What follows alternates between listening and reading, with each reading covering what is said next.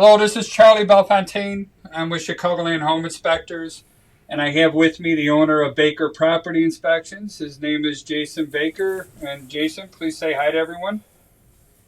Hi there, everybody. Happy to be And here. where are you from? Southwest Michigan. Sounds good. Southwest Michigan.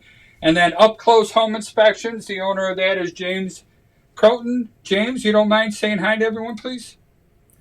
Absolutely not. Good evening, everybody. I'm here in Lorain, Ohio, just outside of Cleveland. Terrific. I know we're having trouble with the Facebook portion, and I assure you this is definitely operator error, mostly me. Somehow, when I click on Go Live Now, it just doesn't want to do that.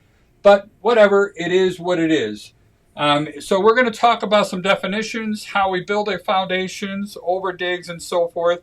And then we're going to talk about some bigger issues that come into play and also some minor issues. The goal is to figure out what we're going to tell our clients, and more importantly, whether or not we're going to call in a structural engineer or not. So first thing I want to talk about is a couple of simple words. And if anybody wants to, do a screenshot of all this, you're more than welcome to. And that way you can at least keep this for your records. But of course it is going to be recorded. You are watching the recording of this. And then we'll go forward from there. So settlement, anything that's moving downwards, heaving, anything that goes upwards. Usually settlement, and you know what, I'd like to ask you two this question. What do you think is the major cause of settlement around a foundation? I would say typically soil compaction or soil erosion. Air And James? pockets, I'd say, in the soil. Air pockets in the soil from not being properly compacted when you build a house. I could see that. I'm going to go with, for me, it's always going to be surface drainage. And that's going to be the number one issue. And my rationale behind that is if you really think about it, before any houses were built, there was a time in all the areas that we live with where it was nothing but land. All right. Dinosaurs would have roamed this area. Nothing was dug in there and built. And all that thousands and thousands of years, everything is compacted. Everything is compacted into the earth, and it's tight. It's tight clay that comes in there. Then we come in here. We want to start building houses, and what's the first thing we do is we dig a hole. Excavate. Say again? Excavate. Excavate it, right. We dig a hole, and then anybody who lives in an area like around where I live in Chicago, they're going to realize that once you dig that hole, it's like making a big old pothole or a swimming pool, and things are going to want to fill in there, all right? And then we build our house and our foundation in it, and we put the dirt back around it, but the dirt and the clay never go back in the same way it came out, all right? So we're going to have some air gaps in there, and we're going to allow water to go through there. And clay, at least in my area, it's a fantastic place to build on as long as it stays somewhat dry, all right? Once it gets to the point where it's gushy or gooey with water and it's going to be able to be all squishy, that is when it gets squishy, that's when we lose our support. And then gravity itself is going to allow that clay to slide out from underneath the foundation, and that's really what causes the settlement. And we got two options. We can either keep the water from getting in there, or we can go ahead and start underpinning until we get to unaffected areas. But we'll get into that a little bit more as we go along. Next word is seepage. Seepage is anytime water slowly coming in. It's like a water flow if it comes in as a gush. And then two-directional movement. We use that term in our reports, actually. So anytime we have a crack that's formed in a foundation, we know that the crack is moved side to side or pulled apart. But if one side moves forward or backwards or up or down, we consider that two-directional movement. All right, so anytime we get two-directional movement, we consider those serious cracks, no matter how minor they are. And we're not going to take on that kind of liability at all. And we're going to push this off to a structural repair person, not so much a structural engineer. What do you guys think of those definitions? Anything to add? Personally, no.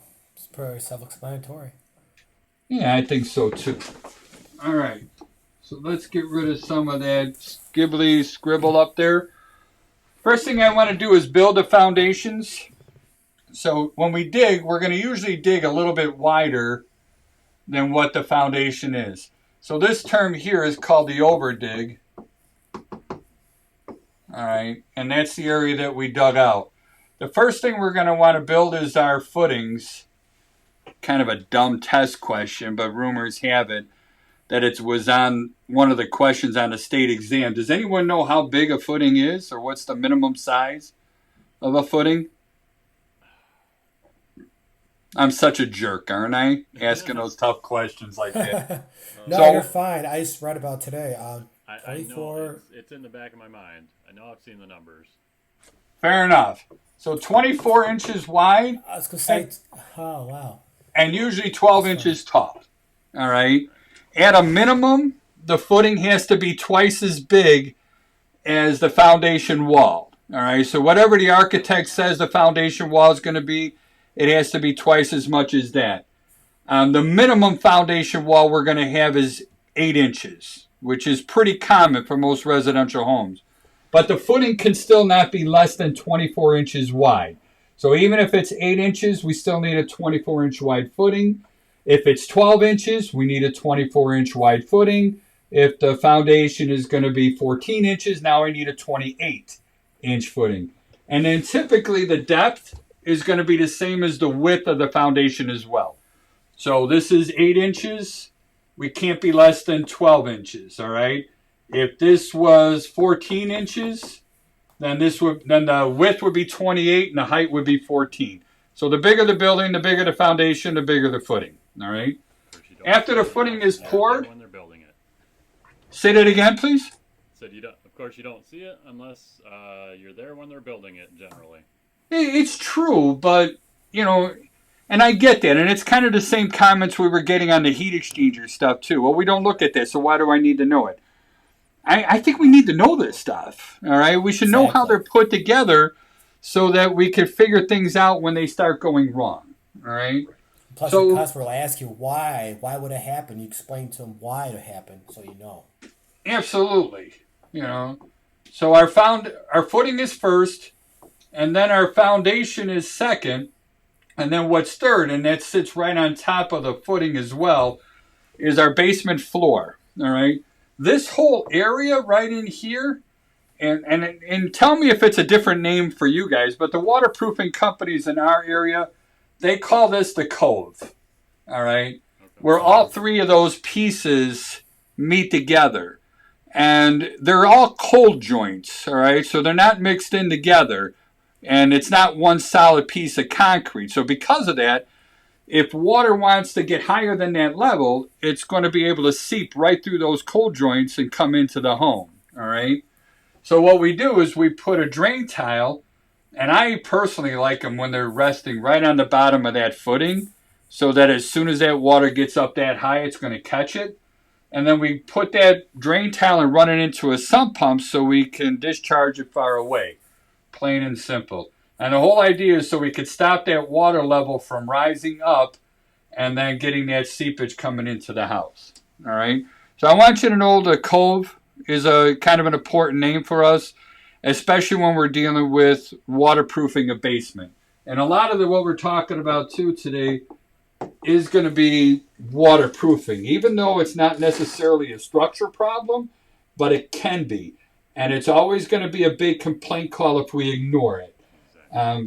Just my experience, I found the number one complaint call is always going to be water entering the building. People, nor should they just don't want it, plain and simple. So here again, going back with some of our water coming in, if we see any cracks with water seepage, what's common repair out by you guys for that? I mean, usually it's starting with the exterior repairs. Really? Gutters, downspouts, grading. All right.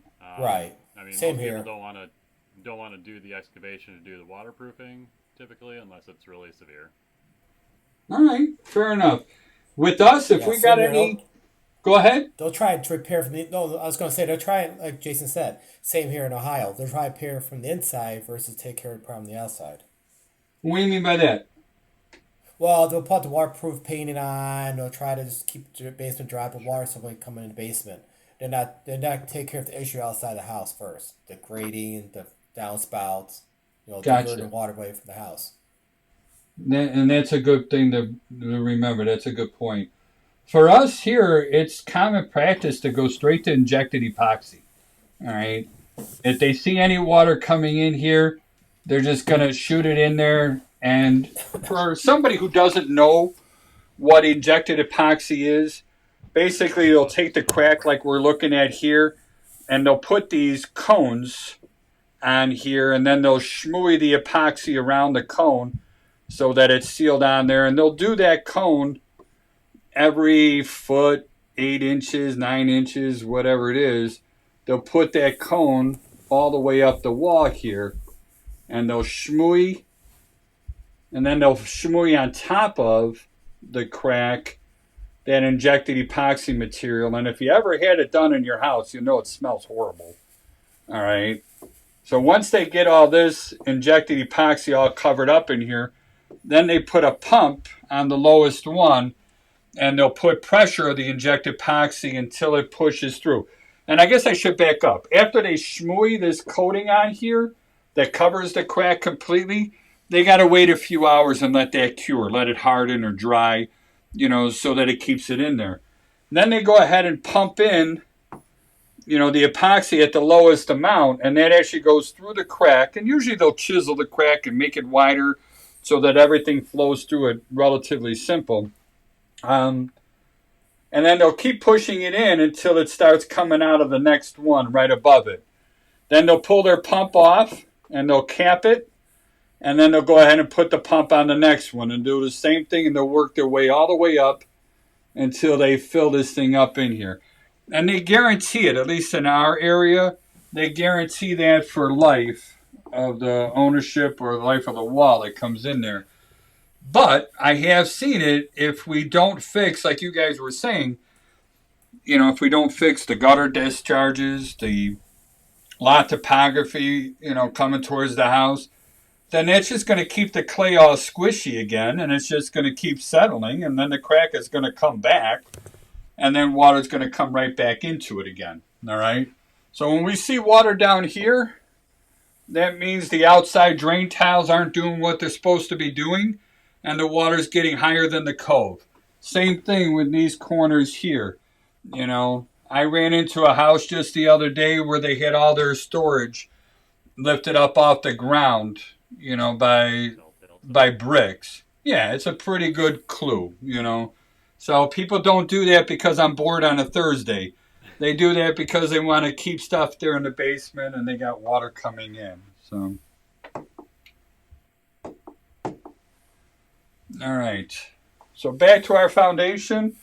I want to get back to our overdig. And this is always one of my favorite questions that when I do the field training, I ask the candidates that are doing it.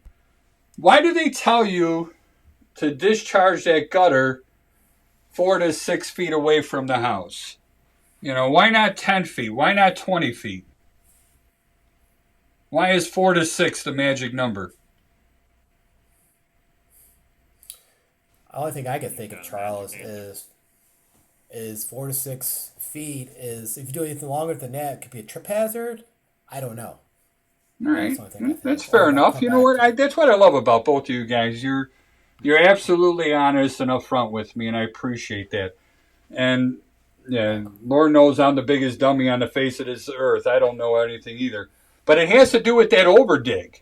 All right, that's the key. Oh, okay. So remember, when we dug out the house, we got to make it wider than what that footing is or the foundation is, so I can let somebody get in there and walk and remove the forms and do whatever they need to do. Then I put the dirt back. The dirt didn't go back the same way it came out. The dinosaurs aren't here to trample it down again. So now that allows for free water to come straight down to the cove in here. Now, what we want to do is get that gutter discharge past that overdig. Once we get it to the hard clay again, then we're good. So we don't need to go further than that. All we need to do is get it sloping away from the house and get past the overdig. All right.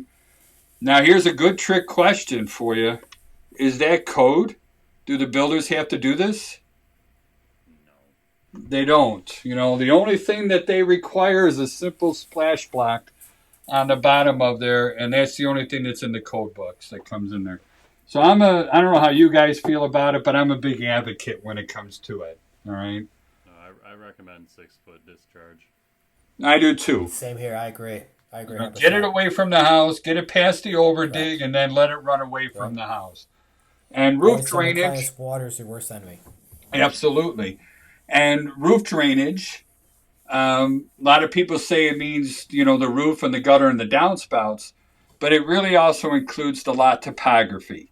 All right. So it's not that we want to get it off the roof and onto the ground, but we need to get it away from the house as well. So when we start seeing things like the second one here in the middle, and now we have our drain tile that's failed, and you can see the water level starting to climb up from our overdig, that water is going to be coming in here like there's no tomorrow. If I have a crack and the water's higher than that, that's going to be entering that too. All right. Another term I'd like to talk about is something called rising damp. Here we're showing a picture of a brick footing and a brick wall, a true brick wall. Now we're not showing where they have the Rolox in here, so I'm going to draw a couple of these in here just for my own fun. All right. So we're tying the walls in here together. Typically, we're not going to have any weep wicks. We're not going to have any weep holes. But when the water gets saturated in here, it just wants to work its way up. Usually it's going to be about 1 foot over the floor framing. And then you're going to start seeing the deterioration in the brick itself. All right. And then you'll see that as a ring or a line that comes out of there. What a lot of people end up doing is they'll dig away some of this and they'll go down a couple of feet and they'll put a parge coat of concrete on there. And that's sacrificial. That's only designed to last for about 5 years, 10 at the most, especially in our area. And you'll even see it come all the way up into here just to make it safe or dry, I should say. And that pulls the water away, and it really does help with the wicking. But rising damp, it's common. It'll go right above the floor framing, and then it'll start deteriorating the brick right around here. And there's just a good picture of it. And this one actually has that parge coat, and that's what we're looking at here is the parge coat. And then this area, obviously, it's failed. So they would want to pull that away and start redigging it. And usually it's going to end up being just deterioration in the mortar joints themselves. All right, impervious soil. I don't know if we're going to be able to see this so much. So even though the ground outside looks like it's sloping away from the house, what they're saying is the clay that's undisturbed or settled down is flowing towards the house. And then that can go ahead and bring the water in. And if our drain tile is working okay, then that's going to go ahead and keep the water level low. I forgot what it's called. It's some sort of a biological material, an algae material. It's an orange iron or iron ore or something like that. Have you ever heard of that, or you guys got that problem out by you? No, I haven't heard anything about that. So it's real common here, and when we're in the sump pumps, we actually try to stick a camera or our phone into the holes where the drain tiles come in, and we're looking for that orange clay, whatever it's called, and that gets in there. Once it starts growing, it's going to keep on growing. It's not something that's seeping in there. It's actually an algae or a bacteria of some sort, and it'll clog it up. And once we get to that point where it's clogged up, there's no cure. You can't rot it out. You can't do anything to repair it. So then they end up putting drain tiles on the inside of the footing, and then we'll see a perimeter tile system around that.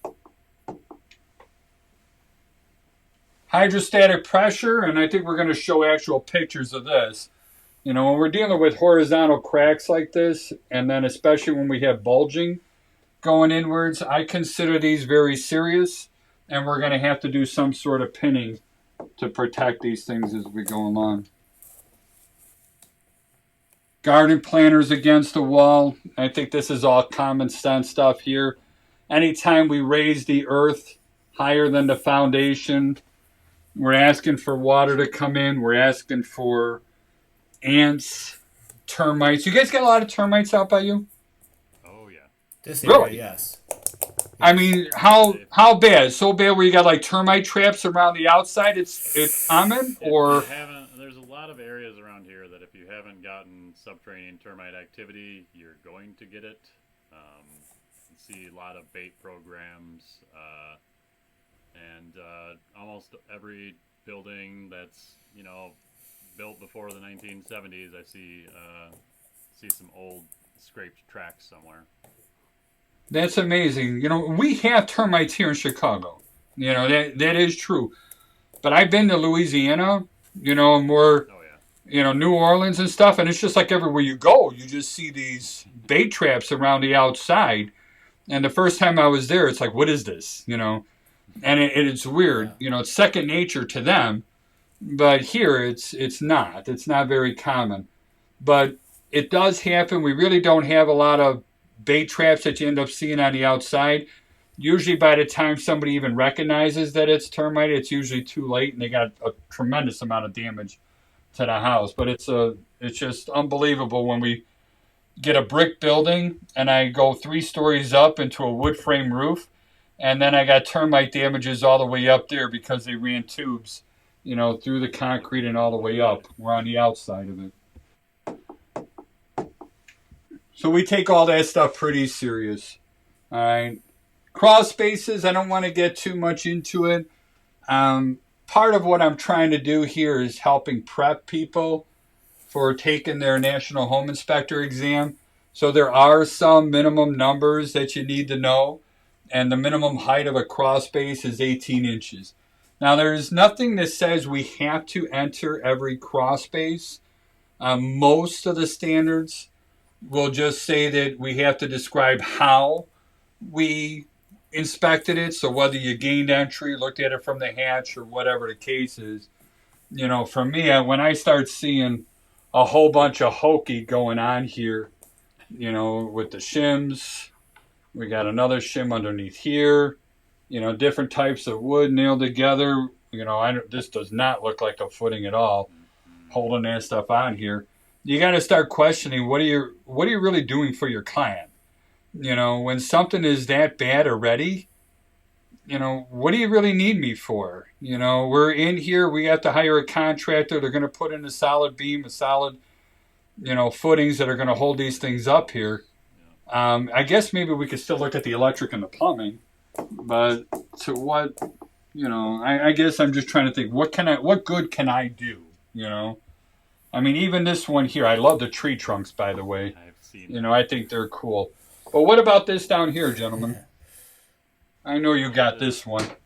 that is in the improper orientation. Yes. Yeah. Correct. So Yep. these holes that we see Exactly. here, these holes are supposed to be going up and down.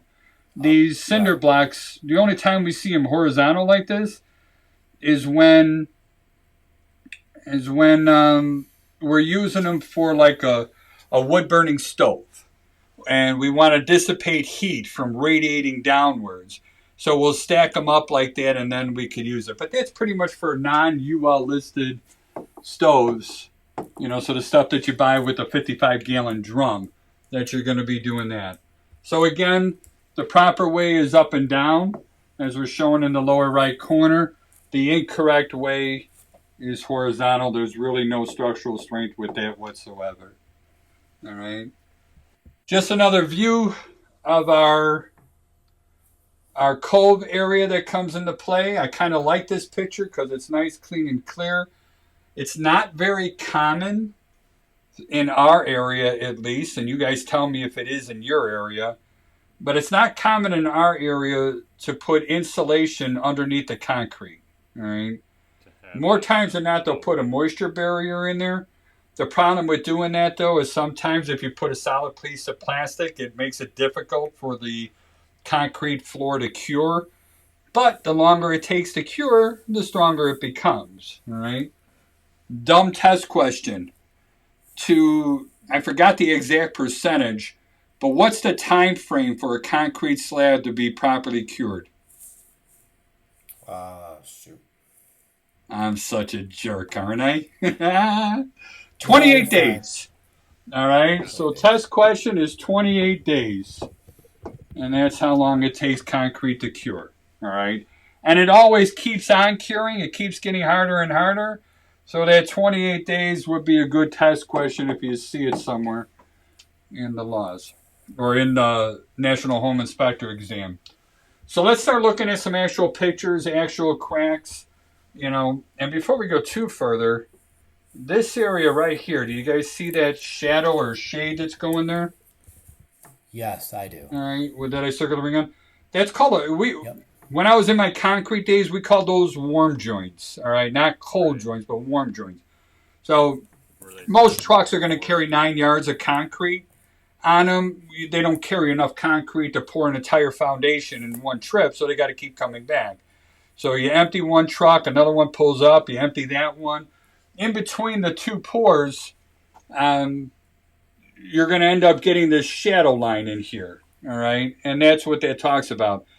It's not like it's going to affect anything seriously, but a lot of concrete guys, and I know we were guilty of this when I was a young pup, they also, a lot of people don't realize those trucks carry about 50 gallons of water, all right? So you got to do a slump test. You can't oversaturate it, so you fill up a slump test, you give that, and you send that in to make sure that the concrete has, 3,000 square foot pressure, whatever it is.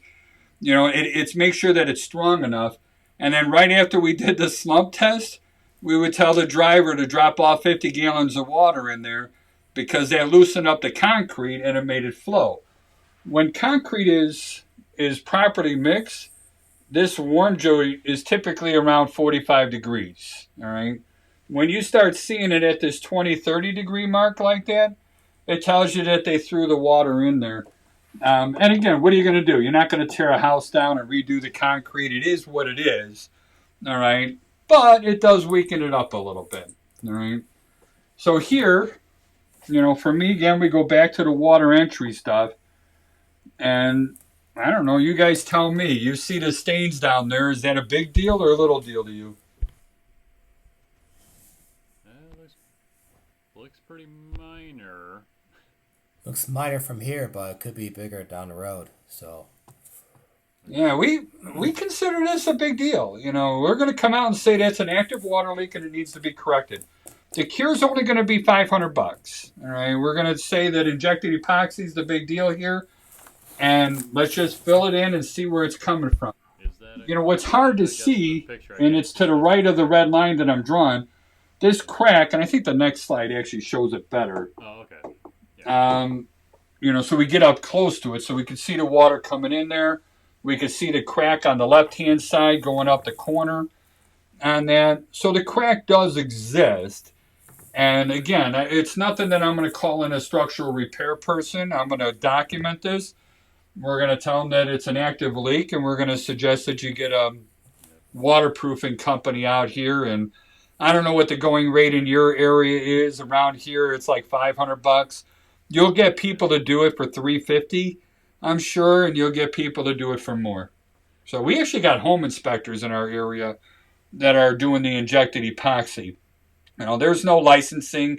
Anyone can do it, and it's just a way for them. If they see it, then they could offer to repair it as long as they disclose that in the beginning before they begin the inspection. Right. Charles, back on that real quick, you said inspectors are doing injection epoxy for customers. Wouldn't that be like a liability issue if it gets worse down the road? Yeah, everything that we do to repair stuff is always going to be a liability issue if you think about it. But in all reality, the product works pretty well. So if you know what you're doing and you do it right, I don't know. Right. I haven't. The guy's still in business and he's been doing it for 20 years, and so, yeah, I don't know what to say on that. And you could buy those products on Amazon anywhere. So I guess if somebody's looking for a side hustle, why not? It's a Yeah. good way to toss an extra 4 or 500 or 2,000 onto a Oh job. yeah. And usually and the guys that do the home inspections that do this, and I'm not encouraging it, I just don't want to fix things. But the guys that do it, they don't charge that much to repair it. They're already there. And then so like the first crack is 500, every crack after that is 300 or something. It's a little bit less. Kind of interesting though, isn't it? It is. Again, more cracks. We consider these minor. As you rub your hand over it, it's all smooth, it's flat. I consider these shrinkage cracks. All right. Correct. And so I think they're normal. There was another thing when in the concrete days, we always had it that we would guarantee our concrete. And somebody goes, "What do you mean you guarantee it?" Well, we guarantee it against three things or for three things. If we guarantee it against theft, so if anybody steals it, we'll replace it. We guarantee it against fire, so if it burns up, we'll replace it. And we guarantee that it's going to crack. All right, it just happens. Right. So, It will crack. and yeah, I know the jokes don't get better, by the way. So that's it. They just stay bad all the way around. So I thought it'd be a good thing to go ahead and show these simple cracks. Now this one, and we take pictures in our company of every single crack that we see. We photograph them all and we put them in the report. This one does not have any water stains on it. So this one we would just document it as a minor crack and we would not tell anyone to take any action with it. But I don't want somebody coming back and telling us, "Oh, you should have told me about this." So we want to make sure we make that big long list, even if it's minor. Right. This one, on the other hand, is an active leak. On the left-hand side, you can see the efflorescence or the white salt deposits that are left behind. And on the right side, you can actually see just very slightly, and I'm going to go to the right side of it, but you can see a little water line if you look to the left side of that red line. All right, that's on there. So those we consider active. Maybe it only leaks under super heavy rains. I don't know. It's not leaking today. But if you want to make sure that it's going to stay dry, then the best thing we could do is inject the epoxy into it. So I'm going to turn this over to one of you guys. And these are the slides that you pulled up here. And I just thought these were really cool, what you added to the presentation to show people. So cinder block foundation, 8 inches thick. Tell me more. Cinder block foundation.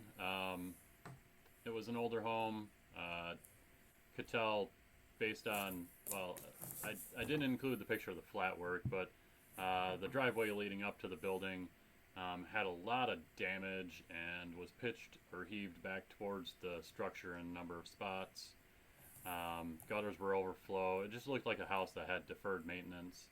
And then strolling around the outside here, this section, this photograph, and I think the next couple are actually leading into a crawl space. Yeah, that was not accessible from the basement. So I saw these big gaps and cracks.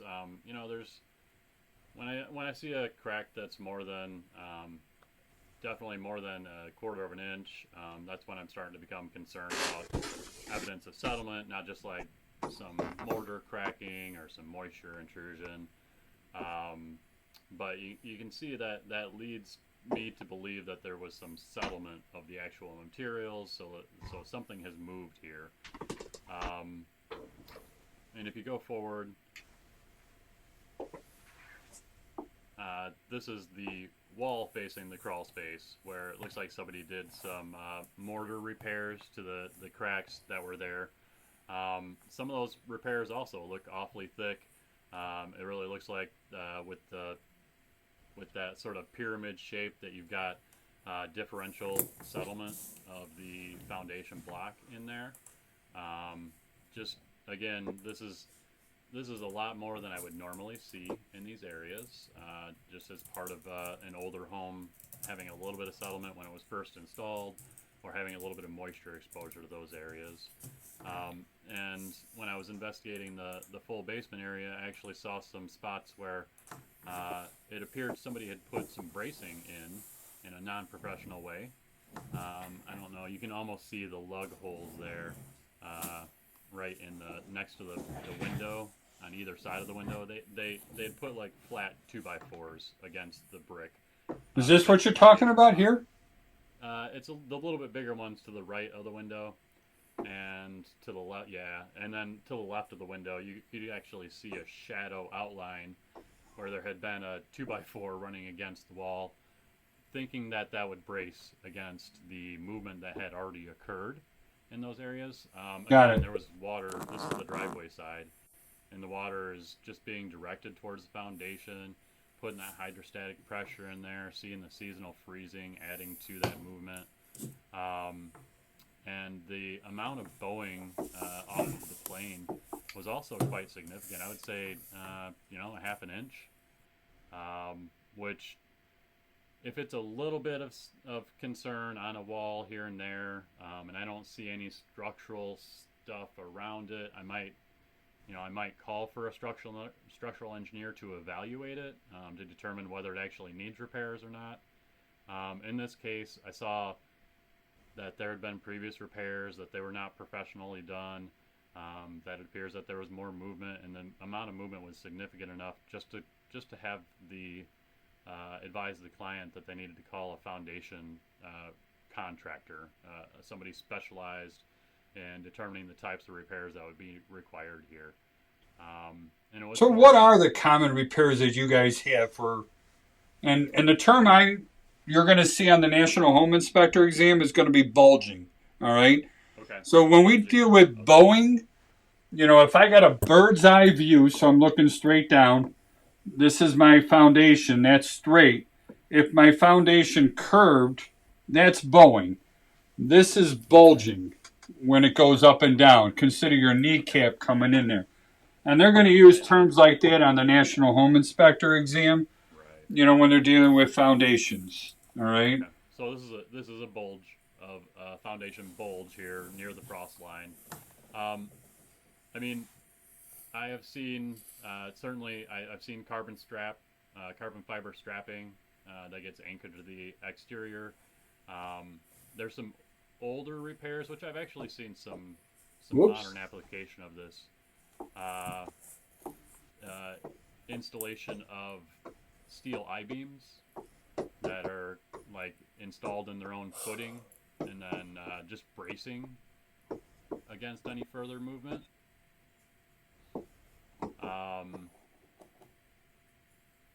Yep. I'm just going as you're talking, that's all. All the way to having it rebuilt. And all of these are acceptable. Now for us, when you're talking about the carbon fibers, the I-beams, I really don't like the idea of putting in a wood framing wall on that. These work, all right? These carbon fibers and these I-beams, they work. But usually they're somewhere around $2,000, all right, for each one. And each one that you put in there, that has to be like every 5 feet apart. So you're looking at $2,000 as you're going along every 5 feet on that. That can run pretty heavy. So I had the client come back for another house. They decided to set this deal aside and continue on their search, which made sense for them. I'm here to advise them, not about what's present, not yeah. their decision. It was probably a good choice for them, though, knowing their situation. And what they told me was the estimate that they got was $30,000 to $35,000.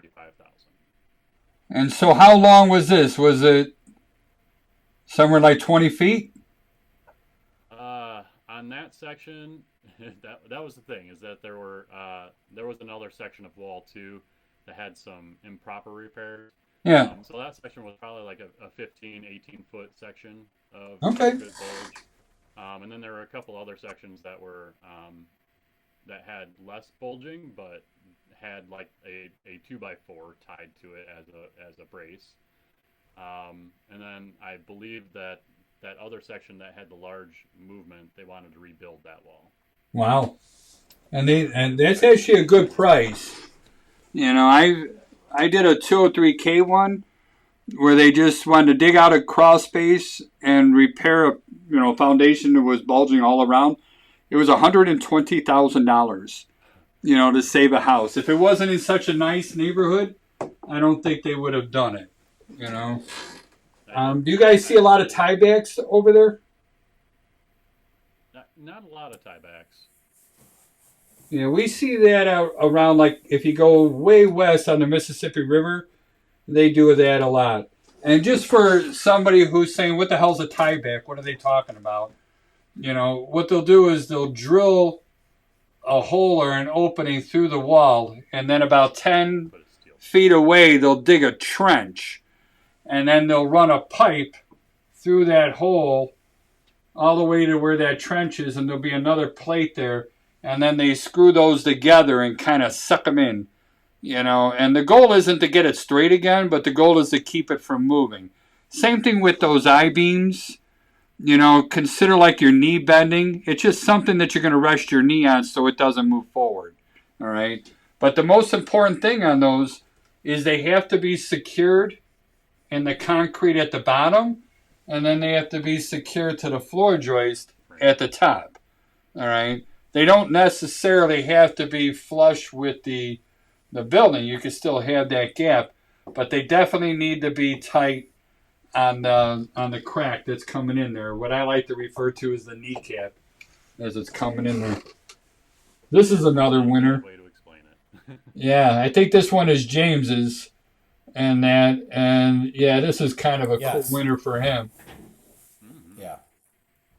So this picture is from my wife's listing, and this video is being recorded. I am not an experienced inspector like Jason or Charles, so I'm still learning. I got my school in InterNACHI, do my national inspector exam, so I have 0 field experience. So she asked me this question about this. I'm not going to candy code it. I was like, I don't know. I'm going to Google it, look into it, ask questions. So I honestly thought, personally, I mean, I'm keeping it real. I thought it's frost heaving, maybe some water penetration from the outside pushing the wall in. But I talked to you guys, gentlemen, you said from lateral movements. So, but that frost heave is a good thing that you mentioned, and I see why you're saying it. All right, it actually is a great guess. It really is. Okay. Typically, this is where our earth line is going to be, somewhere around there. Right. So when you end up getting that frost heave, usually you're going to be 1 foot below that earth line, and that's what's normal. So this is where the water comes in. So you would think that actually makes a lot of sense. It's at the right height that comes in there. Yeah. But when you're dealing with the frost heave, water just gets in there, it freezes, and then it expands. So you're just going to have upward movement only. You're not going to have inward movement. All right? Gotcha. So you might have a combination of heaving and inward movement.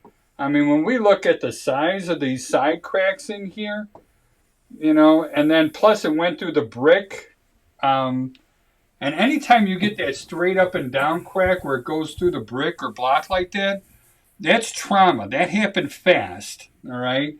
Most settlement is going to end up going step cracking. I'm missing the joints here, but it's going to be step cracking through the mortar. That's slow movement when it comes with it. Now, I know you're going to hear people arguing, saying, hey, there's some mortar that's stronger than brick. I get that. All right, but for the most part, every time that I see the step cracking, I know that it's slow movement settlement, and I'm going to start focusing on getting the water away from the overdig.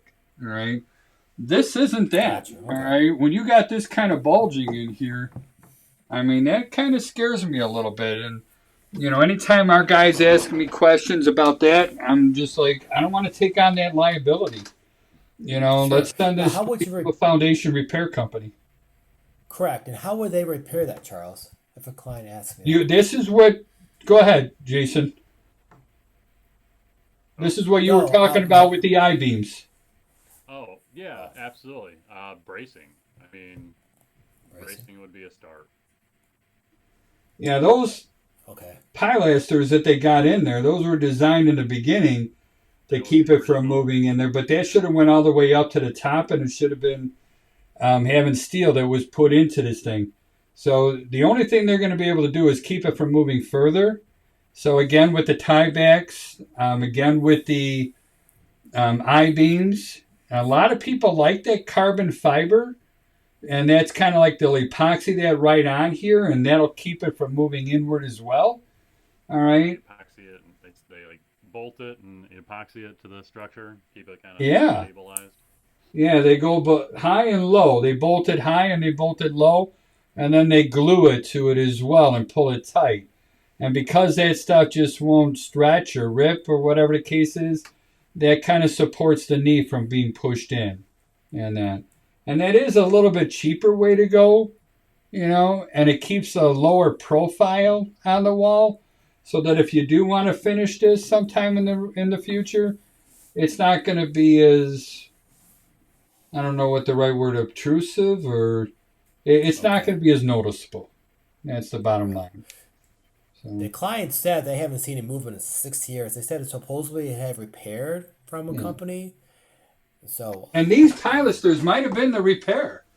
All right, but like I said, the ones that I'm used to seeing, they go all the way up to the top. So. Okay. Gotcha. Yeah, I would be very nervous with this. And if that was the case, this is when I tell my clients it's time to go into journalist mode. You guys know what I mean by that? To report what you see. Not quite. Think about what a journalist does. They want to know the who, the what, the why, the where, the when, the how. What was the results of everything else. So that's when you start asking all the questions.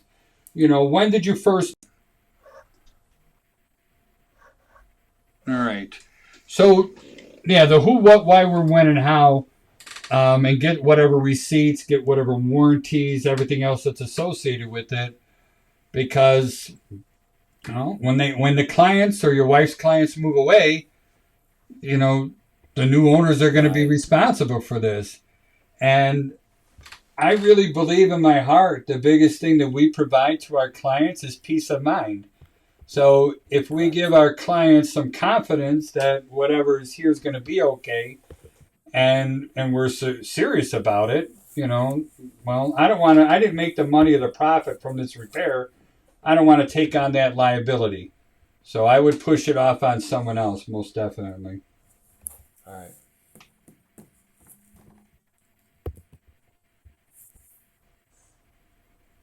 Is this the same wall from a different direction, or is this a different wall? I believe so. It looks like the same wall from a different direction. Yeah, so you see that step cracking on that back wall? I do, yeah. Yeah, so that, I would actually start thinking heaving on that as well, all right? So, since we got this screen up here, let's chat a little bit about reading the cracks and so forth. I'm actually going to bring this screen white here. And we'll just consider the actual wall itself to be a foundation corner that comes in here. So if I have a crack that's working its way up like this, I follow that crack down, and then it's going down and to the right. And the right side of that crack is going to be my last point of support. If this is a corner of the building here, most likely I'm going to have another crack around the corner on there matching it. But this is dropping down. Anything that's underneath this crack here is pretty much settling. I'm going to go outside, and I'm going to look for gutter discharge, lot topography, anything that's going to be directing water to that location there. All right? Let's say it was on the other side, and it's going in the same direction. It's starting to corner and going up. My last point of support is here. I seriously doubt if the entire wall is settling and only the corner is staying.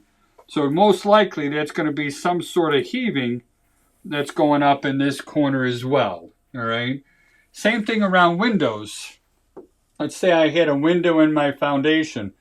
Very commonly we're going to see hairline cracks coming out of the corners like that in the concrete. Any idea why we see that? No. No idea. Well, let me share with you. So when the concrete cures, it shrinks, right? Correct. All right. So what happens is this is going to shrink and it's going to pull this way. It's going to pull this way. And going downwards, it's going to be pulling this way and that way and this way and then this way and this way. All right. So concrete is strong or weak in tension?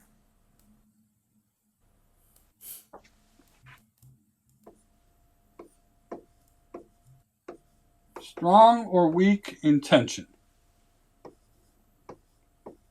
Concrete is weak in tension. All right.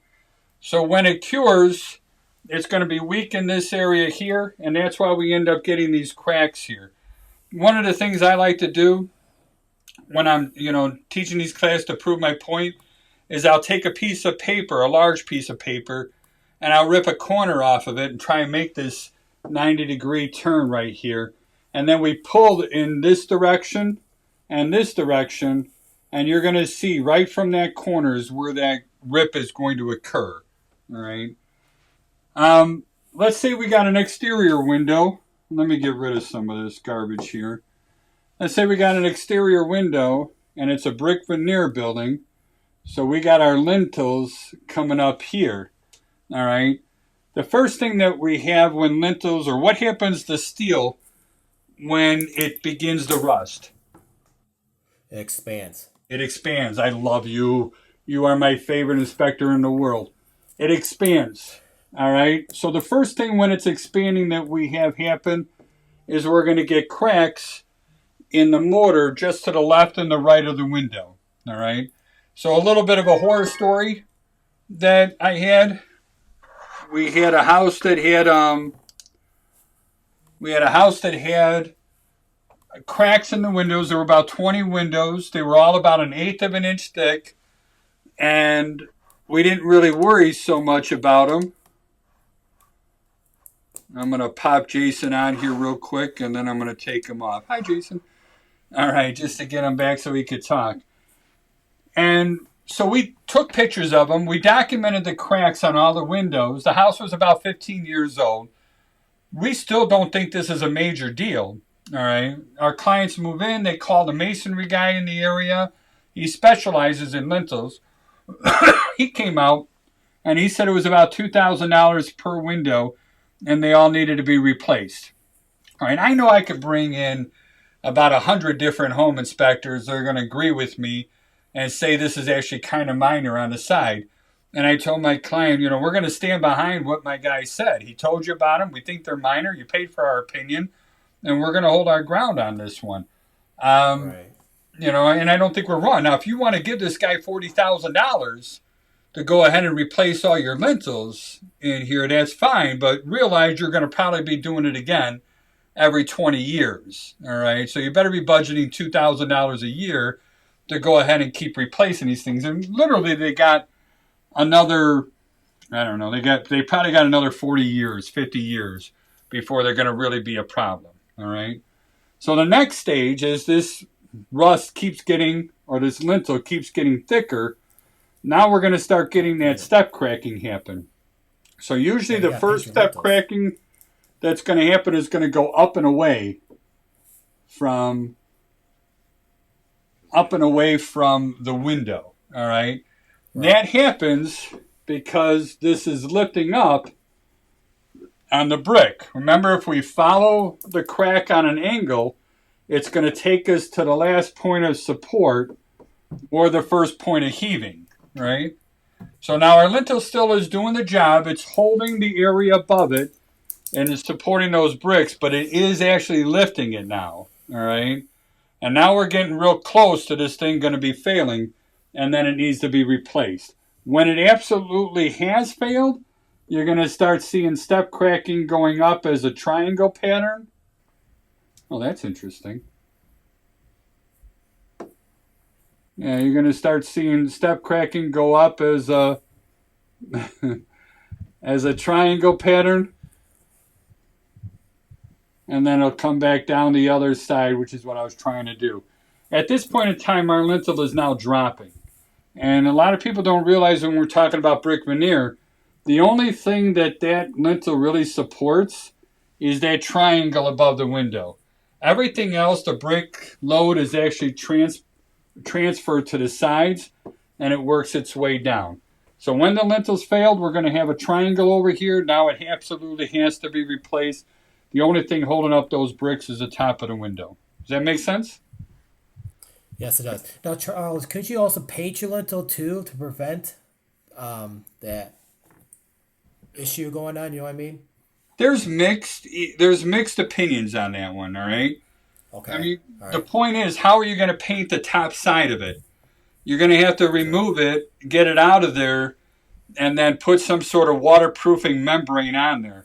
The best thing to do is, when it's built, is to go ahead and get some sort of a waterproof membrane, just like they would put on the actual foundation itself and rest a brick, and then put weep holes on there so that the water never really gets to the lintel.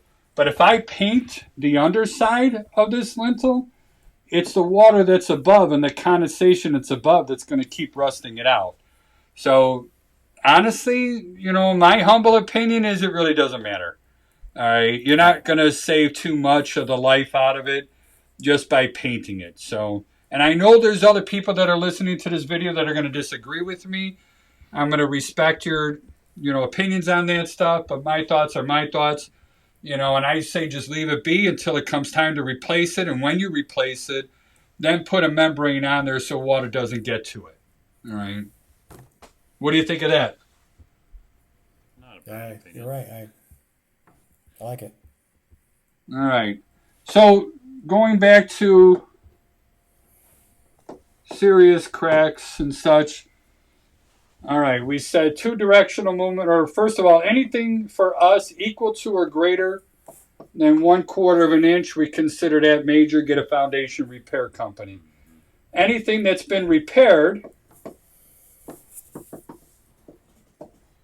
and the crack came back, we consider that serious, and that needs to be repaired. That means the building is still moving, and we need to stop it from moving. All right? Say again? The repair was not sufficient. Well, or it was, but, all they did was they filled in the gap. They didn't stop the movement. Yep. So we got to stop the settling of the movement. Anything that's 2 directional, 2 planes or 2 directions. yeah, 2 directional movement, we consider that, movement. I got to have the worst handwriting in the world. We consider that serious. Anything where you can see light through it, obviously, that's got to be pretty big. We consider that serious. Anything where water's coming in, we don't consider it too serious, but it needs to be repaired. All right? It needs to be sealed to stop the movement. So now our thought process on when we call in a structural engineer, first of all, to do a true structural engineering test, that takes about 6 months. All right? The whole idea is to see if the property is still moving.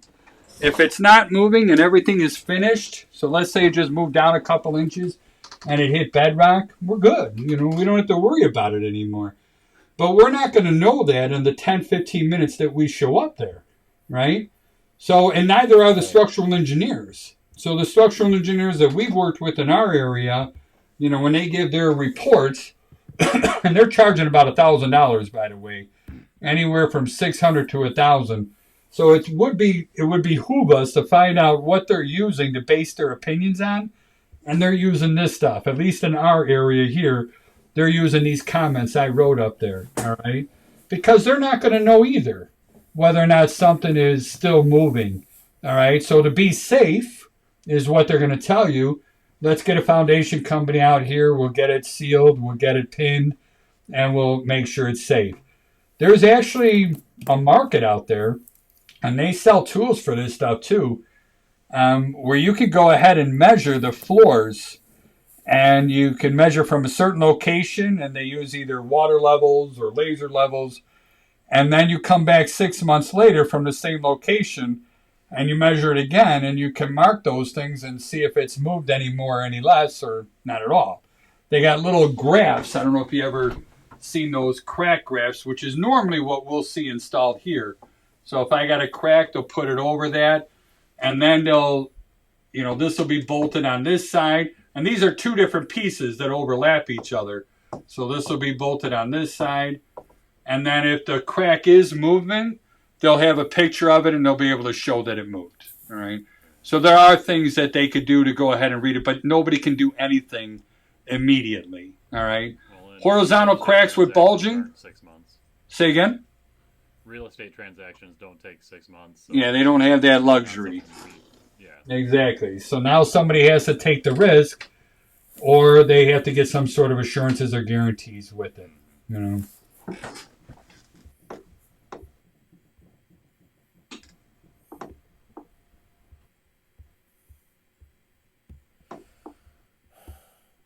I'm breaking everything here.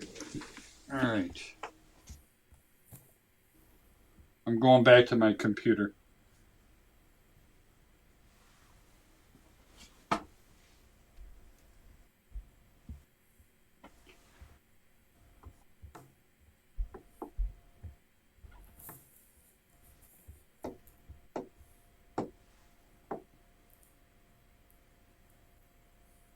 There we go. All right. Simple things on concrete floors. And you know what? I'm going to actually go back here. I'm going to turn this off again. And then we'll come back to this slide. So this is a common thing that I hear about in the National Home Inspector exam. And we're looking at a bird's eye view of a basement. All right. An L-shaped house and a bird's eye view. And typically they'll show floor cracks in the basement. And there'll be a couple things like that. Then there'll be a post and a post and a post. There'll be a crack that goes from this post to this post. There'll be a crack that goes in a circle around this post. And then there'll be cracks that go around this way on the post. All right. And then they start talking about what do these cracks mean? Which ones are serious and so forth that comes in there. Now, let's start on the left-hand side. So that crack that goes all the way across. Typically, that means that this area here is starting to drop, all right? So what I would probably see is a crack that would go up on an angle towards that outside wall, and I would see a sister crack that would match it. Remember, as it goes down and to the right, that's the last point of support. So that means this whole area here on the left, that's all dropping, all right? Anytime I see a crack going from a inside corner to a post, like this one here to this one here, that usually indicates shrinkage. And again, these inside corners, these are some of the weakest areas in concrete, especially when it's curing, and it's normal that they crack and shrink there, all right? Same thing when I see the spider cracking coming out from the post here, those are also typically shrinkage. With this one here, this will probably tell me I got a downspout discharging water right on the outside. I would see one crack going up to the corner, another crack on the other one, and the corner is just dropping. The serious one on here would be this middle one. If you start seeing a circle crack around a post, that means it's either moving up or it's moving down. Something is heaving or settling right at this point here, all right? So these are shrinkage. These are shrinkage. These are settling,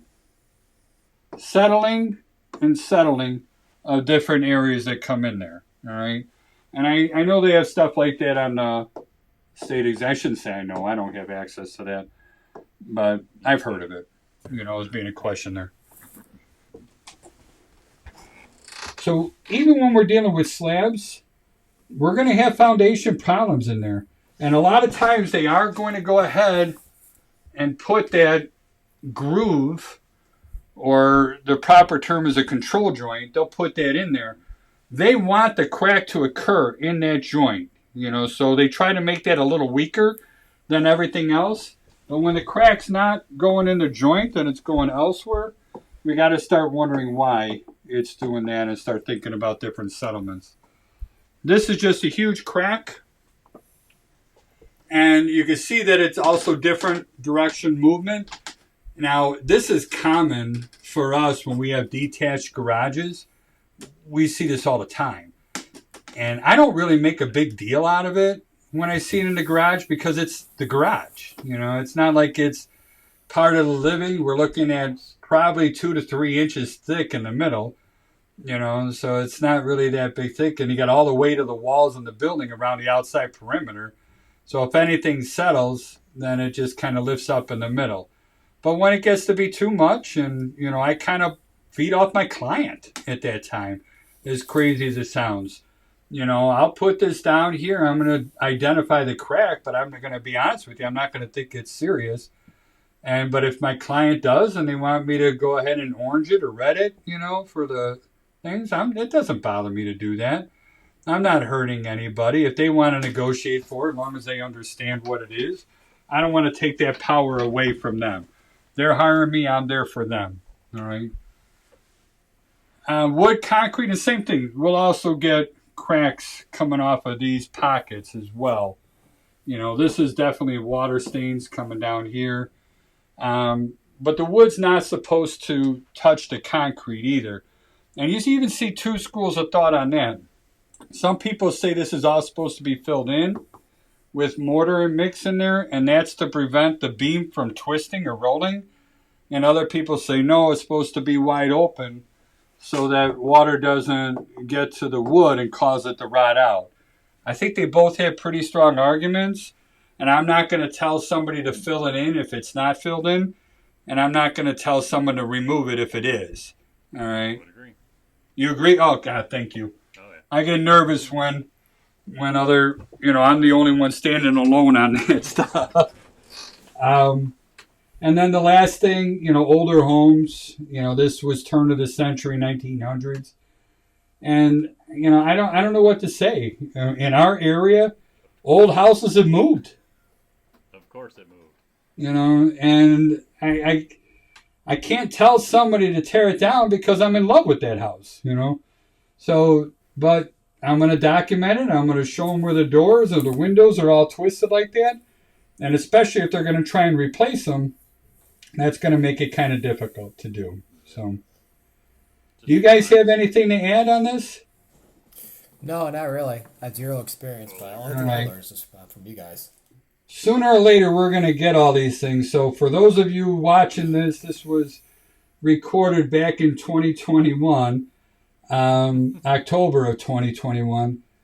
And we've been trying to figure out Facebook Live and everything else. And Charlie over here is just a big old dummy, and he's not able to get it figured out. We'll get it figured out. Technology, man. It is. And when I was 18 years old, I knew everything.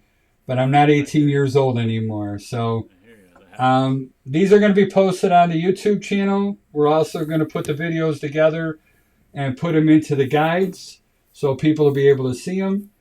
And that's all I got. So all I could do is say thank you both. And thank you. And I think we're going to wrap this up, and we'll try and do something again next week. If anybody has any thoughts or ideas, please type them in. Our goal is to go kind of through the whole InterNACHI program eventually, and we'll keep all these recordings up in the Facebook group and hopefully be a good resource for everyone. So thank you again, and I'm going to go ahead and stop the recording. Thank you. Gentlemen, have a good night. Thank you.